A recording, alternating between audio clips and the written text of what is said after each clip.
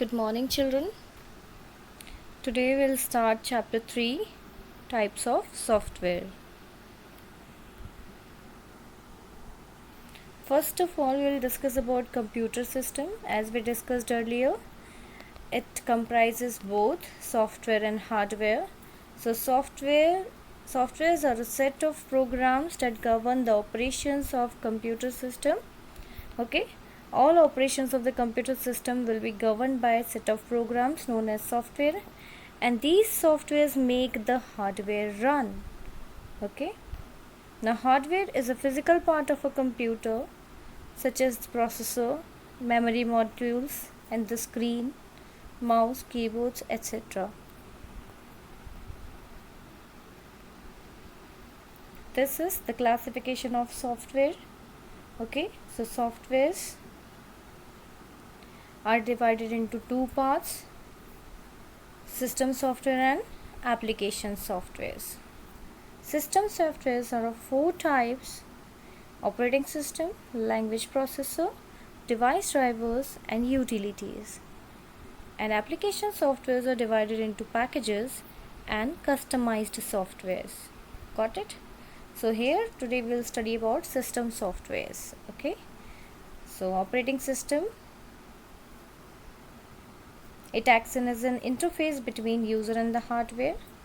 Language processors used to convert the program into machine language. Device drivers, it provide interface between operating system and the hardware. Utilities works like housekeeping. That means its function is virus removal, smooth functioning of the computers, etc. System softwares controls internal computer operations. Okay. So first of all, system softwares. The set of files and programs that help in operating the computer hardware and computer system itself is called system software.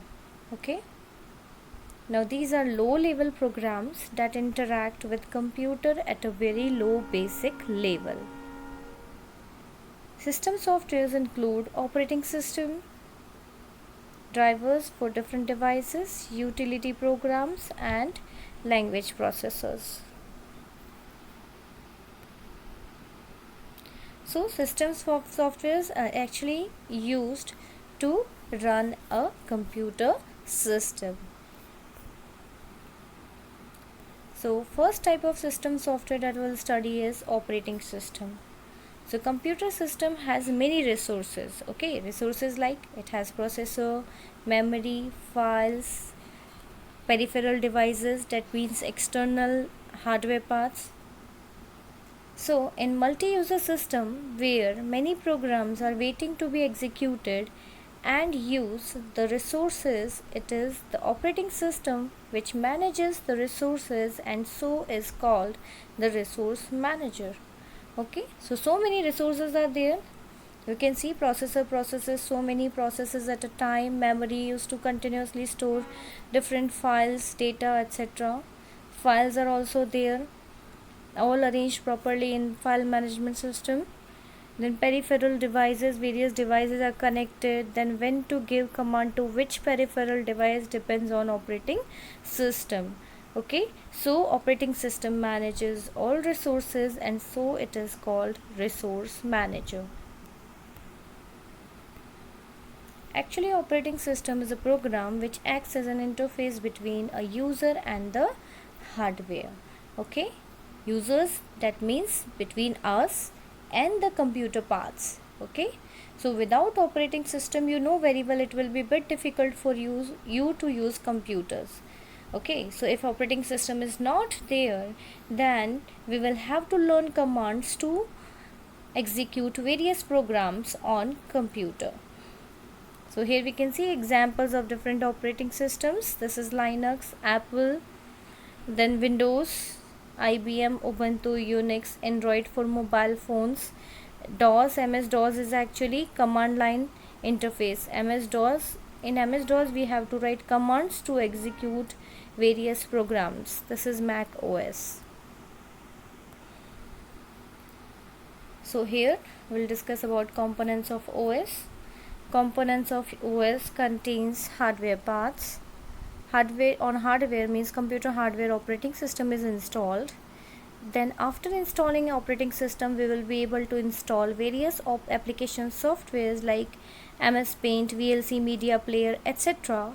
And then we will be able to use those softwares. Okay. So with examples you can see hardware, there are different hardwares all assembled together to form a computer. Operating system manages all these resources. Then application software is installed, and then user can use those applications. Language processors, it is also known as translator.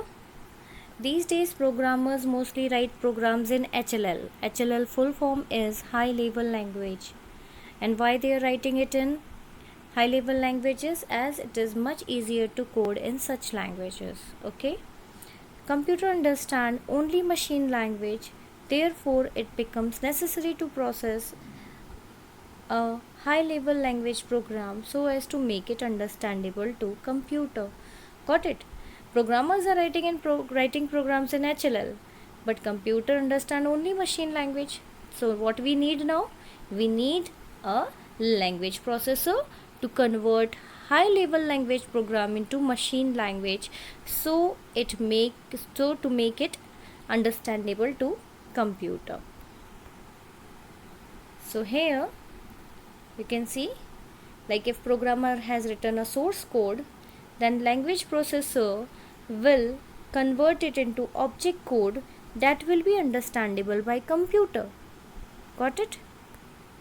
So language processors or translators are of three types: assembler, compiler and interpreter. So first of all we'll study about assembler. So assembler, before that you should know assembly language. So assembly language is actually low level language. Okay, mostly means very much near to machine language. Okay, but not exactly machine language. So assembly language is not understood by the computer directly, as it is not in the form of 0 and 1. So it has to be first converted into low level languages. Okay, so this conversion is done by another software program, and that is called assembler. Got it? So if we have to write assembly language program, then we have to use assembler to compile the program. Got it? Or to execute the program, so that assembly language can be converted into machine language and can be understood by computer. So a program written by the user in a language other than low level language is called the source code, and the program in low level language is called object code. So basically an assembler converts source code into the object code. Now interpreter. Interpreter is a software that converts source code into object code one line at a time. Got it? Means if the program is written by the computer in high level language, then interpreter will interpret each and every line one by one and will convert it into the object code. So as soon as a line of code is interpreted, the errors encountered are displayed on the screen. Okay, so line by line when it executes, what happens? As the error arrives, the program execution stops there only. The next line of the code is not interpreted till the error from the previous line is removed. So this process is very time consuming. Now one more disadvantage of using an interpreter is that it has to be stored in main memory for the full time during which conversion from source code to object code takes place. Now compiler. So compiler is a software which also converts source code into object code. But here the process is different. The whole program is converted into object code at a time. Okay, whole program is executed at once. Okay, so compiler converts high level language program into machine language whole at once. Okay, So after that, even if the source program and the compiler are removed from the main memory, we can execute the object code and get the result. Got it? Because it will be executed at once, so we will get the list of errors, and then we can simply solve those errors, then we will get the answer. So the executable code can be kept on the disk and can be reused as and when required. So compilers are faster than interpreters and are more popular. So now we'll study the difference between interpreter and compiler. So interpreter converts source code, that means high level language program, into object code, that means machine language, one line at a time. And here the compiler converts whole source code into object code in one go. In interpreter, errors from one line are displayed only when the errors from previous line are fully removed or corrected. But with compilers, errors for the whole source code are displayed together. In interpreter, object code cannot be stored and executed at a later stage. In compiler, object code once generated can be saved and reused. So throughout the program execution, the interpreter is required to be loaded in the main memory. And here the code has been formed. We no longer require the software for compiler to execute the program. Interpreter is more time consuming. Example is BASIC for basic language, and in compiler it is less time consuming. Example, we can see Turbo C for C++ programming. Now utility software is another type of system software. So the operating system provides various capabilities. Okay, like when we purchase operating system, we used to get many utility softwares with the operating system.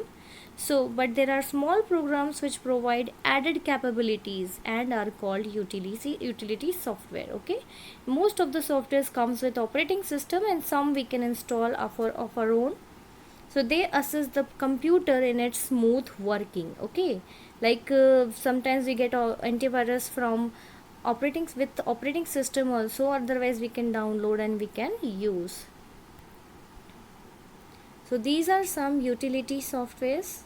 Some softwares to delete the data, disk defragmentation. Disk defragmentation you might have seen. Actually the files that if the big files are there in the computer, they are always fragmented in small packets and then stored in memory. Okay, so sometimes the different parts of the files are stored at different places. So disk defragmentation is used for it. Then user accounts and security, then antivirus software updates, system cleanup, encryption, decryption, and formatting tools. So all these are utility softwares which helps in smooth functioning of the computer. So 3 we will discuss today. So first is file manager. So file manager, it helps in data management task, like it helps to delete, move, copy, merge, modify, and restrict the access of data stored in files. The next is antivirus. You know very well, it is a program which can copy itself and infect a computer without the knowledge of the user. So the program often corrupts, or it used to delete the data or files. So virus mostly spread while using internet or an infected storage devices like pen drives, infected pen drives or CDs. So to protect the system from viruses, many users install antivirus software which can detect and remove the virus from the system. The antivirus software has to be regularly updated to prevent latest virus threats. Examples of viruses are given: Trojan Way, Trojan Reboot, Disk Killer, etc. And the antivirus example are AVG, Kaspersky, Norton, McAfee, Quick Heal, Net Protector, Microsoft Security, etc. So there are so many antivirus softwares that we can use to protect our computer from virus. Now third type of utility software is encryption and decryption. So here encryption is actually the process of converting the normal message into ciphertext, means meaningless message. Ciphertext is actually a secret code, okay, so that hackers cannot simply, if the data is stolen, then it will not be misused. Okay, so if we are sending any message or any file from one computer to another, then it should be encrypted first to the ciphertext. Then ciphertext is sent across the network, then it is received by the receiver computer, it is decrypted and then received by the receiver. Okay, so now decryption is the process of converting the ciphertext again into the original message. Got it? That means plain text. So ciphertext is a source secret code, usually one that's created using a mathematical algorithm. Sometimes the message written in code is itself called a cipher. Okay, if you're writing message in different code, that then also it is known as cipher. Got it? So that means original message is not sent across the network. Here we have to convert the original message to some other language, and that is known as ciphertext. So here you can understand with the help of the diagram that sender is sending plain text message. Okay, then it will be encrypted to the ciphertext, then sent across the network.